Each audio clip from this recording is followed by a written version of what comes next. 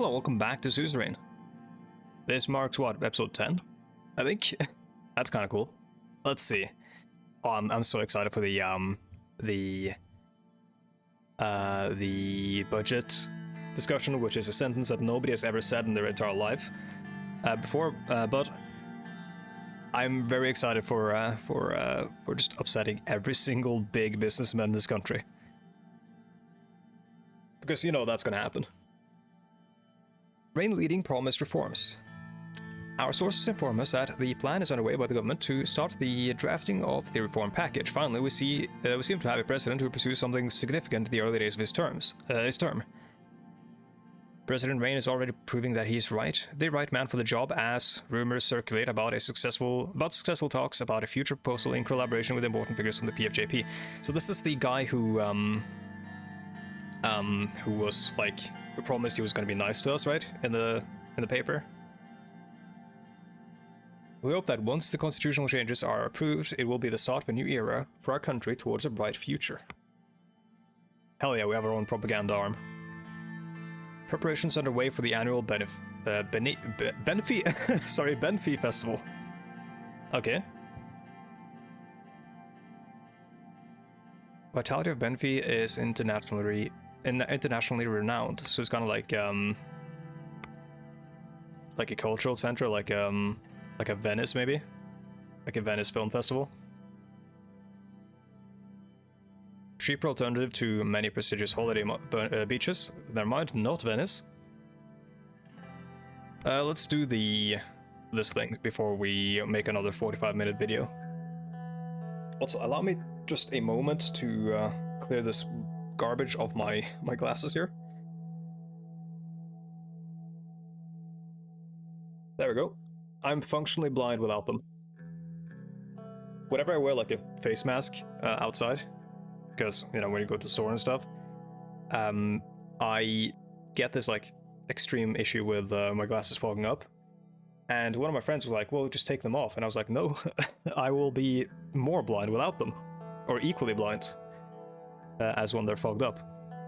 We were in Lackman to work with the Business Council to assess weaknesses in the economy. Simon organized a dinner with the affluent economic figureheads of Sordland. When we arrived, the streets were bustling with activity, even though the atmosphere in the country was tense. Lackmaners didn't seem very worried. Together with Walter Tusk, Edith Agnew, Michael Aven, we know Walter Tusk, the big Lothenberg Group guy who tried to bribe me, I think. Edith Agnew. Central Bank, okay, sure, she's the first woman to hold that position. Michael Aven. Co-chairman of the Business Council. And Simon Hall. Short blonde man whose embroidered pocket red manager greeted us and waved his arms in excitement as he told us how pleased he was to have us in his establishment. Beaming with pride, he led us to a private room and got us seated at a large table covered for the occasion with a maroon tablecloth.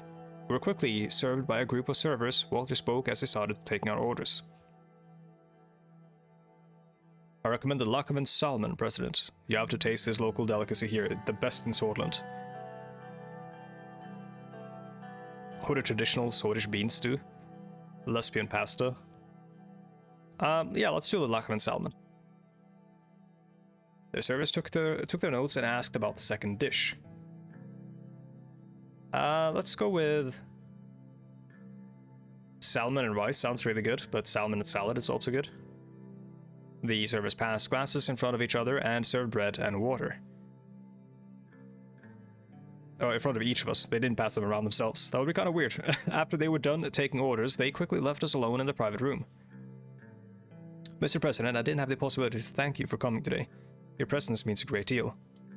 Indeed, sir, it's an honor to dine with you. Thank you. We should thank Simon for organizing this meeting. No need for that. I hope everyone enjoys this meeting. This is, what's his face from Archer? Oh, I forget his name. Simon gestured at the expensive-looking red wine bottle that one of the servers had just brought out to the table. Mr. President.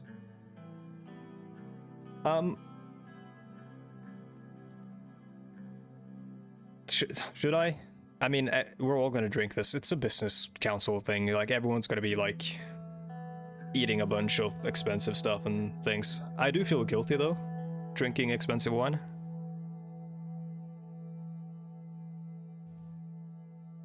Not at him, he started to carefully pour some wine in my glass and waited for me to taste it before filling it up. I took a sip. It was bitter. Honestly, it tasted like any other wine, yeah. How is it? Is the taste to your liking? I think it's fine. What, this wine doesn't even need tasting? Oh, this one doesn't even need testing. Should I fill your glass or would you want another drink, sir? It's okay, I'll drink it. After filling everybody's glasses, Simon, they probably were offended. Simon stood up and raised his glass. I'd like to raise a toast to all of you here today. We're meeting here tonight in difficult times, but I believe that with hard work, cooperation, and trust, we'll get through this period as well. I'd like to thank Mr. Rain for his decisiveness when it comes to economic policies. I'm sure we will stop this recession. Also thank Mr. Tusk for being with us here today. His presence is an honor. And of course, my colleagues from the Business Council, Mrs. Agnew and Mr. Avon. Without you, none of these would have been possible. Let's drink to future cooperation and growth for a prosperous Sordland. After a couple of minutes, the servers arrived with our meals. The food tasted amazing. Walter was right. This place must have been the best place in all of Lochhaven. So how did you find the food of the best fine dining restaurant in Lochhaven, Mr. President? My bad. Reading is not my strong suit.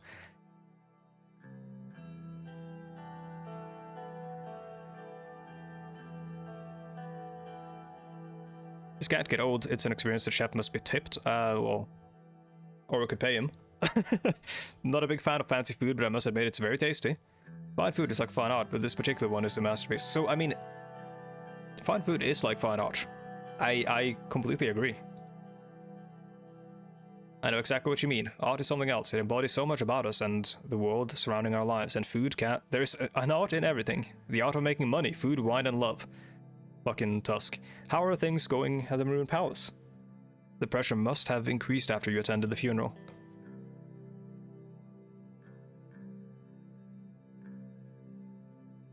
It did, but it was the right decision.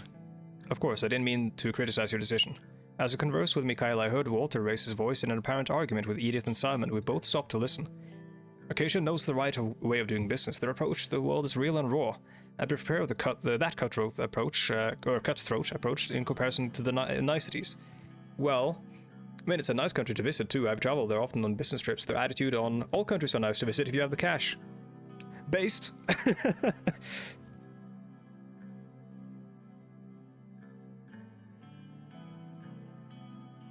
Exactly. How about the people who don't have the extra cash to spend? What about disease? What about death? What about everything that is wrong with the world? These are matters beyond our lives. We should focus on the betterment of ourselves and enjoy what we have instead of worrying about what others don't have.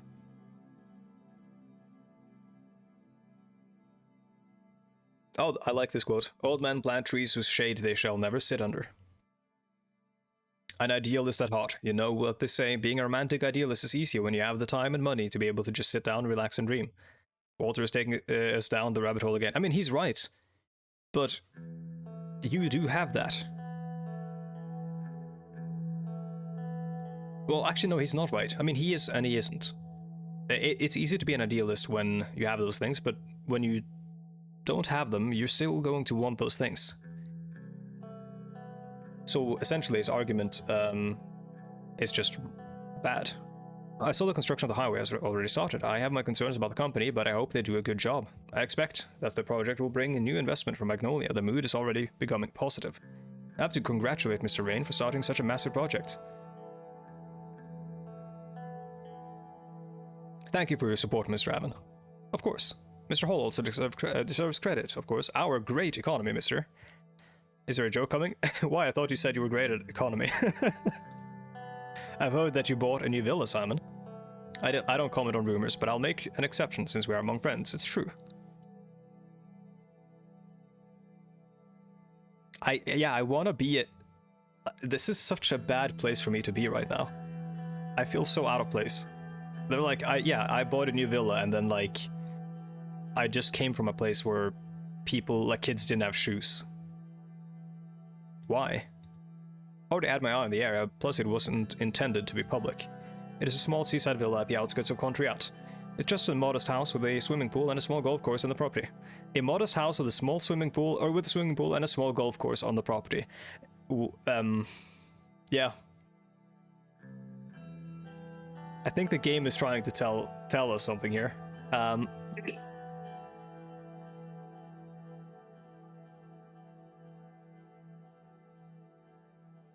Modest, you're being sarcastic with me? So you're becoming a neighbor to Marcel Coronti? Not really, his place is very remote. Conrad has a way of pulling certain people in, it seems. Idiot who was sitting to my left gently put her hand over my arm for a few seconds. Come on, let's not talk about finance or politics for now. We came here to relax. She turned to Walter and Simon. Isn't that right, gentlemen? They nodded at her and took a sip from their drinks. She slightly leaned towards me. So, Miss Rain, why don't you tell us what's behind that strong character of yours? Oh no. Is she flirting with me? I've heard that you were brought up in the capital and experienced all power shifts as it happened. Is that right? It must have been tough.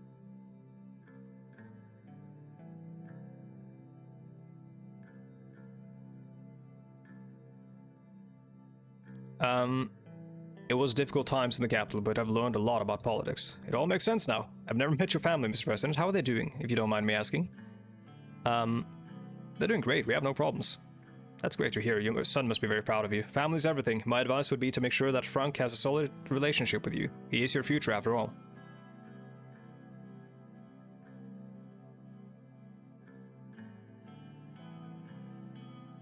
Trying to be my best to be a good father to him. He seems to be somewhat introverted. Wish that was my son's biggest problem. Darren seems to be doing fine. I saw that his yacht party in Benfey made the local news. Oh my god. It's like they're almost relatable people. They almost sound like normal people, and then they're like, well, my son's yacht party made the news. Well, the rascal didn't even ask for permission to use the yacht and just took it. He basically stole it. Good news is that I finally convinced him to go to university. He will study economics in Leuven Business School. That's a good choice. Having a degree in Sordland separates you from the rabble. And we especially need more people who understand economics. Oh my god, you are terrible, Walter Tusk. Maybe your son will be a great future economist. I wouldn't count on that. But I agree that we need more economists to enter politics. It's unfortunate that Ewald Alfonso was the only leader who actually studied economics. Not that I mean anything against you, Mr. Rain.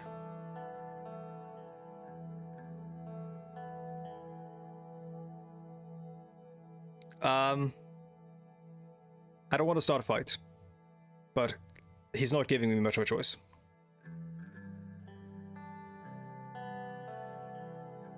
Look at what it cost. Studying doesn't get you to the finish line.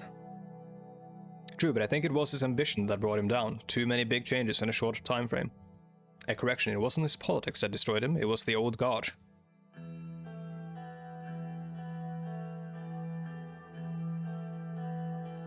What do you mean? He threatened their economic power base over the country through a vast privatization plan. They removed him and backed you after. Walter, stop with the conspiracy theories. I think we've had enough drinks. Everyone went quiet. After a long silence followed by some chit-chat, Walter ordered a bottle of whiskey. That's one good-looking bottle. The waiters brought one of the finest Arcadian whiskies. It was time for a toast. Simon, would you give a toast again? He stood up. He seemed to have a slight issue with his balance. May the wheels of fortune always turn in our favor. The future of abundance awaits us. Cheers to that. I think it's time we call it a night. Edith stood up. Most of us were all a little tipsy at this point. I want to thank you, Mr. President, for joining us, and you, Simon, for putting this together. Thank you all for being here. It was great. Thank you. Thanks for being here. After bidding our farewells, we slowly walked out the restaurant. The moon was shining bright as everyone except Walter left their luxury cars. President, a moment, please. Called me inside the small VIP lounge. Usually, the Lothar spokesman doesn't directly comment on the administration, but I'd like to say a few things since this was a special evening. Sure, if you have to. Finally, a president that listens to the people. It won't be easy to pass the new constitution through the Assembly and the Supreme Court. We could help you get it through, if you in return help us with a few economic requests. I knew this was going to happen. Many in the group are disappointed in the economic direction that you took by promoting an inefficient planned economy. Well, I didn't promote an inefficient one, sir. Those are your words.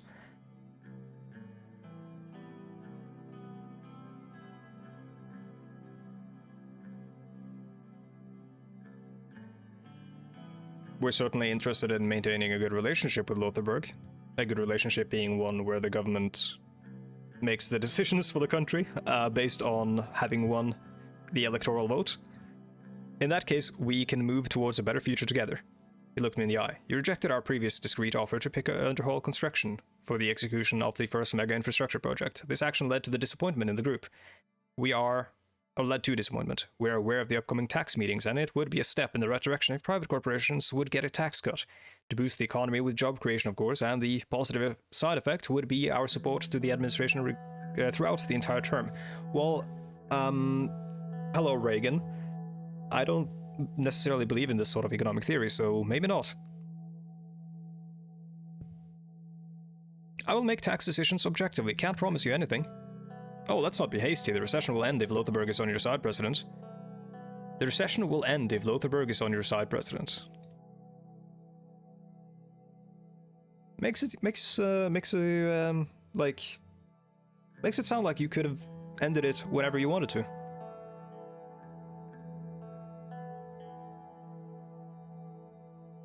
Why can't we all just be friends? Maybe we can. I'll see what I can do. The group wants a private corporation tax cut and privatization in healthcare and education. That is too much to ask. On third thought, I have to reject. That's a shame. I did offer you a peace branch. There was an awkward silence. Anyway, either way, President, we're here and always ready to work with you if you change your mind. Don't forget that.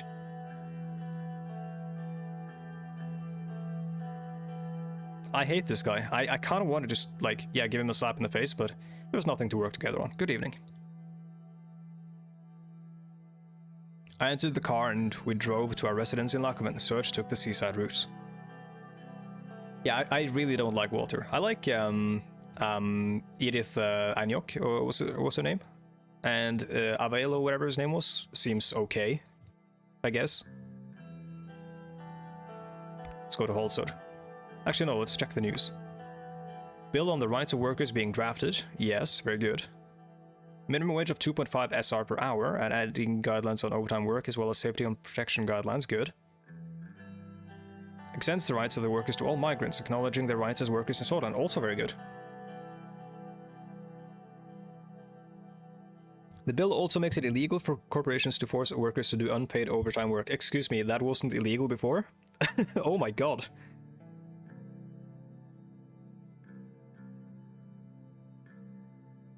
Some estimates suggest costs for those firms would increase by 50% if they have to treat workers according to these proposed laws. Despite the bill coming from the governing USB, it faces a huge opposition inside the party. However, with the support of the PFJP and NFP, the bill has a high chance of passing the assembly. That's actually kind of ironic and interesting. Our party hates the bill we're proposing, but the other parties like it. President meets with Business Council.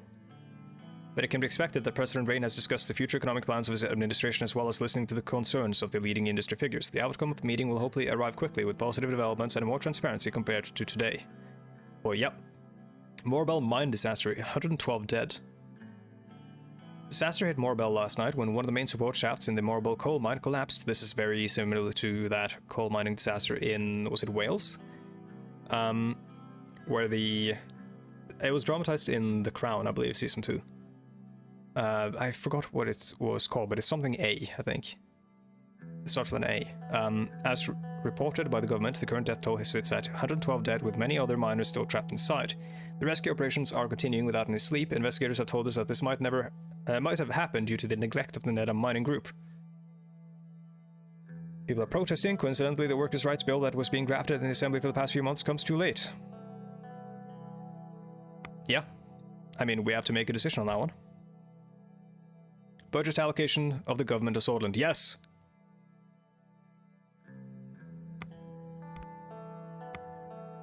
Turn 3. Okay, we're in turn 3 now. The trials of democracy. The preparation for the government budget were finished. Most of the cabinet gathered in the White Room for the important decision. Nearly half a year had passed since my inauguration. The cabinet looked overworked. So this is our cabinet. What do we want to say to them? I would like to use this opportunity for a statement.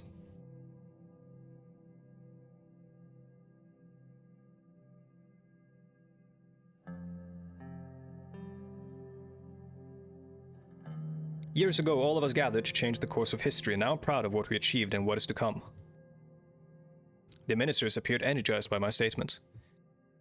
Sadly, Petr Vektin, Gus Manager, and David Vichy won't be attending this meeting. They are working on the upcoming trade agreements with Velen and Agnolia. Diplomat ambassador, politician and businessman, yep, that's the agriculture guy, and then Petr Vektin, of course, my vice president. May the Lord be with them. Kiara gave a barely disguised eye roll. Did you just roll your eyes at me, young lady? If I did, it's because religion has no place at the government budget meeting. I was merely expressing my wishes for a successful trade deal. Freedom of expression must be protected at all costs, must it not, Miss Morgana? Actually, in this case, I agree with Miss Walda. Kiara flashed an appreciative smile. According to Sordland's laws regarding the separation of church and state, she broke off as she noticed that Simon, Lucian, and Joseph were looking at the three female ministers in a stony silence. This is funny. Ladies, let's have the extraneous chit-chat for afternoon tea. Please leave your religion at the Maroon Palace gates, Miss Graf. That's better than the latter there. I feel like I should have a third option to be like, you know, do whatever you want. But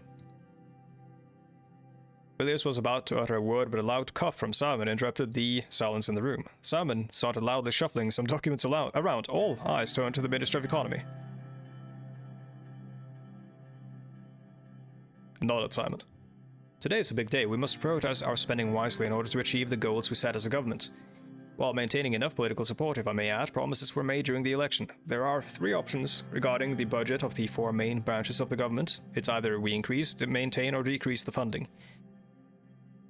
Increasing will result in an improvement of the branch, which will unlock new policy options. Maintaining will keep the funding, resulting in no visible change. Decreasing causes a loss of efficiency in that branch. Is it possible to maintain as much state control as possible? The problem isn't the amount of money spent, it's how efficiently we spend it. Yes, I guess. Is it possible to maintain as much state control as possible? In the health and education departments, yes, however, I'm not sure if it would be efficient. Our universal healthcare system must be protected and not be tainted by private greed or interest. We need to be considered when making such grand choices that have ripple effects. We have to be careful as to what we fund, so we have resources remaining for another investment project.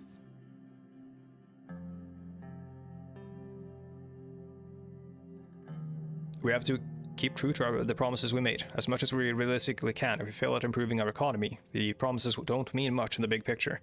Before we begin our discussion, there is one more thing that I want to voice my opinion on. As we manage the government budget, we are obviously able to go into debt to invest in different branches.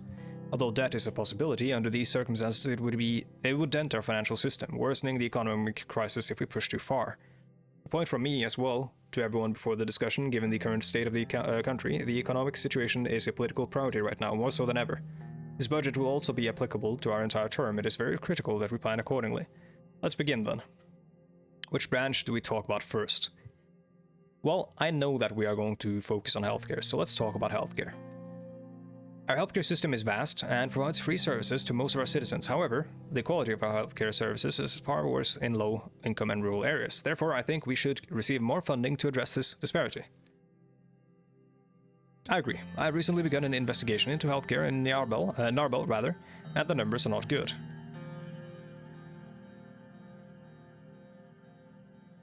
Yeah, we at least need to maintain it. I'm going to fund it more. We have just started a new analysis on what would happen if a pandemic struck Sordland. Oh boy.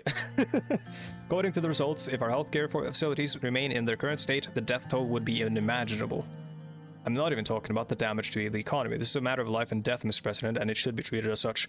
Brings me back to a press conference. Again, I apologize for mentioning actual politics and stuff, but it brings me to a press conference in Norway where our prime minister said that nobody could have expected such a disastrous thing to happen, essentially, or nobody could have prepared for this in regards to the pandemic.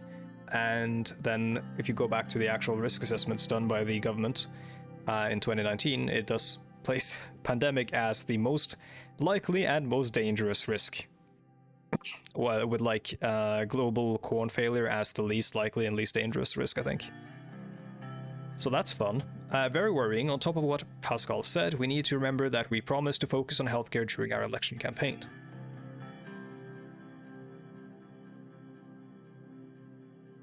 And it's only if a pandemic happens. My man, you can't start planning for it after it's happened. We need to improve our healthcare. What else are we here for if we can't keep our people alive?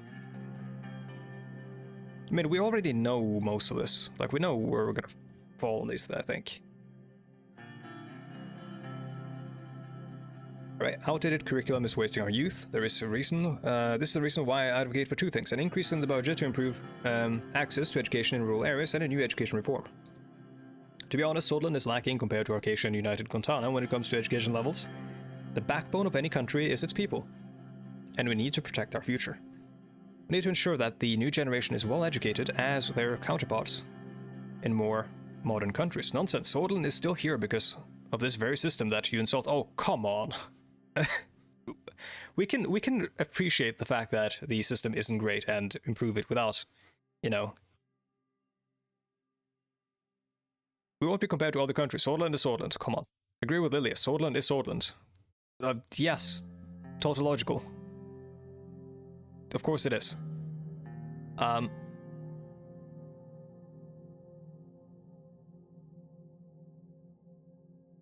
It is high time we invest in education and enact reforms.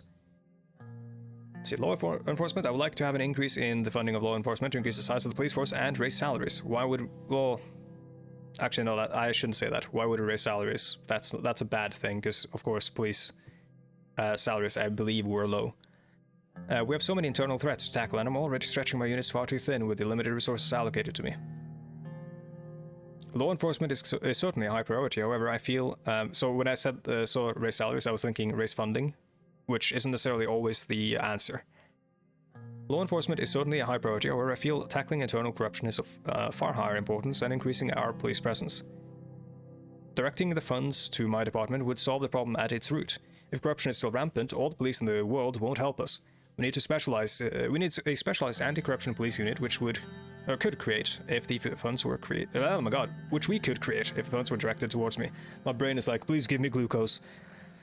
I agree with Miss Morgana. We should not reward a structure that is responsible for an ever-increasing number of human rights violations. Additionally, corruption is the reason our government, of our government inefficiencies. It needs to be tackled.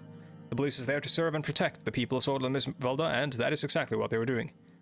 More funding will allow us to take care of our police forces. It is quite a simple choice, given the current situation of the country.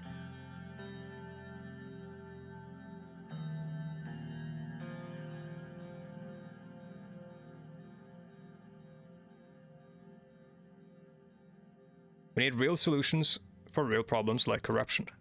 It's time to hear the opinions of the military. What is there to hear about? I already voiced my opinions. Remberg is coming whether we like it or not. If not this year, next year. If not next year, the year after that.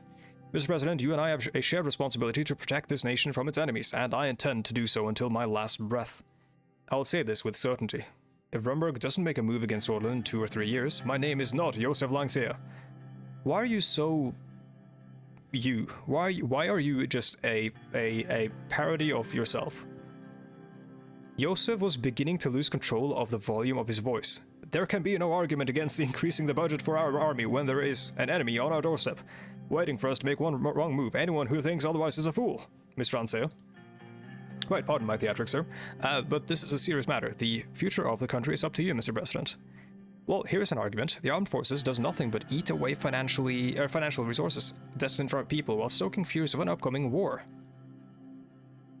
The issues with Rumberg can be solved diplomatically. What kind of message are we sending to them and the whole world if we suddenly start ramping up our military budget? That we are ready to defend our nation, Miss Valda? Exactly.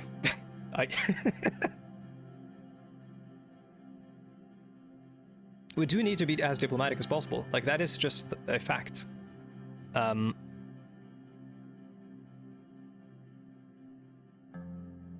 like, we also... It doesn't hurt to increase funding for the military a little bit. I agree with Kara. We need to be as diplomatic as possible. Consider it with care, Mr. President. Okay, so... Our final budget right now is 1. This is from the surplus that we had.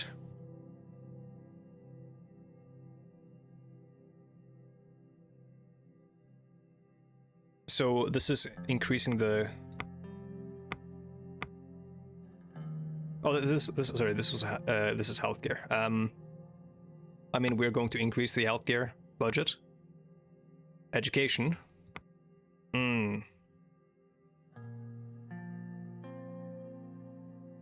Please think carefully, because there will be no going back this time. Do we go into debt? I think we maintain the education budget, even though I believe we need to increase it.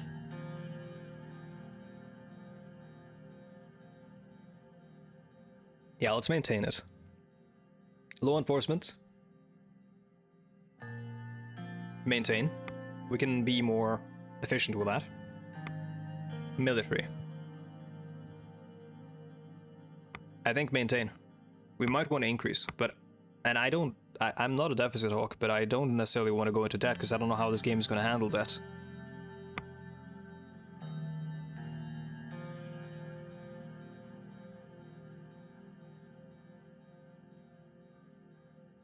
Oh my god, I don't know.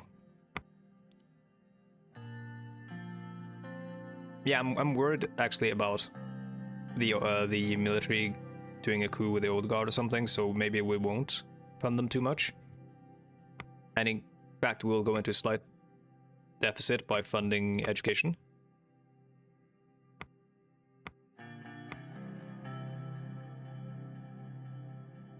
Your promises will be remembered, and they will have consequences. Oh, people are going to be really upset about the debt, though.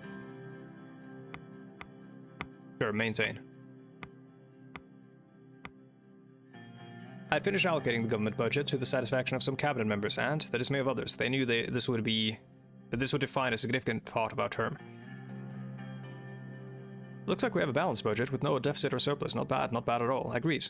Well then, let's start with the law enforcement. Suppose we'll have to make do with what we have. This is not the best situation for us. I'm not sure what we'll be able to do if the budget doesn't change. That's bad. Any statements on the matter, sir?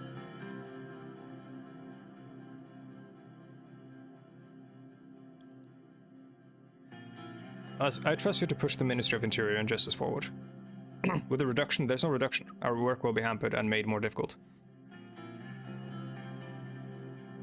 Keeping the same budget will just result in the same problems. However, I prefer this over a decrease. I'll try to reform the system with my own resources. Our future depends on our children. Education is the first step in the fight against ignorance.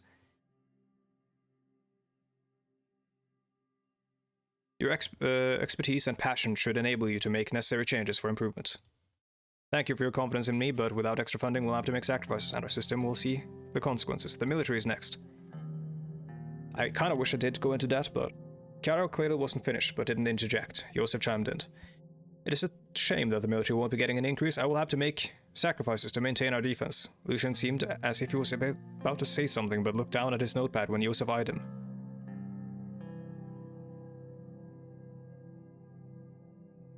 Next up is health. Let's continue. Joseph leaned back in his chair. Let's hear from Mr. Bennywell. Thank you, sir. This health budget will help me focus on improvements. Our people will now be safer than ever. I'm also planning to tackle issues like the lack of rural hospitals and the recently worrying number of maternal deaths. Welfare must remain a priority for our term. There's no way around it. It will improve drastically. It feels invigorating to have the weight of the government behind my cause. That covers all branches. Each minister will approach you with their respective policy requests and expectations of the next year. Thank you for your time and participation in this significant moment. The meeting is concluded.